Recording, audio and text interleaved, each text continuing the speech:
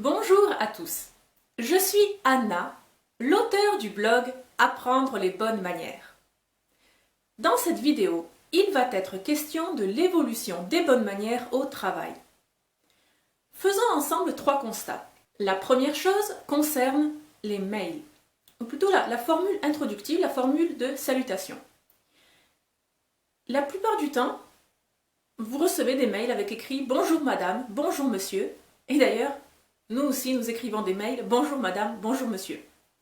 Autrefois, c'était impensable. Nous commencions un mail par « Monsieur »,« Madame » ou alors « Chère Catherine »,« Cher François », etc., etc. Et là, vous constatez comme moi qu'il y a beaucoup de situations dans lesquelles le « monsieur »,« madame » est beaucoup trop formel, alors que le « cher » ou voilà, le « cher » fait penser à des avances, quasiment. Donc, on a basculé sur la formule « Bonjour monsieur, bonjour madame ». Parfois le simple « bonjour ». Est-ce une bonne chose, une mauvaise chose? Peu importe. Ce n'était pas admis autrefois. Actuellement, c'est devenu la norme. Donc bon, nous le constatons. Deuxième point, deuxième évolution des bonnes manières au travail.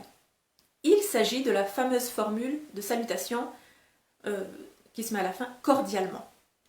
Alors, le cordialement ne signifie plus vraiment, ne renvoie plus à son étymologie du mot cœur. Non.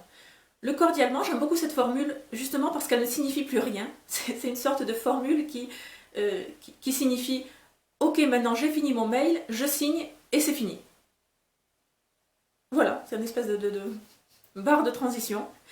Le cordialement, évidemment, vous n'allez pas... parfois, nous remplaçons le cordialement par « bien à vous ». Mais un peu plus formel, mais voilà, un peu plus formel. Évidemment, nous gardons encore le « veuillez agréer, monsieur », l'expression de mes salutations distinguées. Ok, pour le tribunal ou pour des courriers qui pourraient finir au tribunal, et pour un certain registre, nous gardons toujours ces formules-là. Pour les lettres de motivation, par exemple. Mais sinon, une fois que vous êtes vraiment en poste et que vous travaillez, vous écrivez à vos fournisseurs, à vos correspondants, à votre collègue, le cordialement suffit. D'ailleurs, je connais certaines personnes qui ont inclus ce cordialement en tant que signature automatique. Vous savez, c'est joint avec cordialement, Jacques Dupont, le numéro de téléphone, le numéro de téléphone et la place dans la société, le nom de la société, le logo. Voilà. Donc le cordialement est inclus dans ce bloc. Voilà. Ça signifie bien que ce mot a perdu toute signification. Il veut juste dire « Ok, c'est la fin du mail ». Bon. Et c'est admis. Faisons avec. J'ai reçu certains mails professionnels avec le cordialement abrégé sous le langage texto, donc avec 3 lettres, C, D, T. Bon, là, je crois que c'est quand même abusé. Voilà. Là, il vaut mieux autant l'inscrire dans la signature, le bloc signature en fin de mail. C'est un bloc automatique. Mais évitons quand même de faire ça en langage texto. Ok, très bien. Troisième évolution des bonnes manières dans le monde du travail. Alors là, je vais rester quand même très flou pour n'offenser personne, mais vous le constaterez comme moi lorsque nous regardons les gens, la tenue des personnes. Alors voilà, dans certains métiers, il y a un uniforme de travail, voilà, ou ce qui s'apparente à un uniforme. Bon, c'est très formel, là il n'y a pas vraiment de possibilité de fantaisie. Mais il y a énormément d'autres métiers où il n'y a plus de distinction entre la tenue de travail et la tenue privée. Donc, la garde-robe, c'est unifié.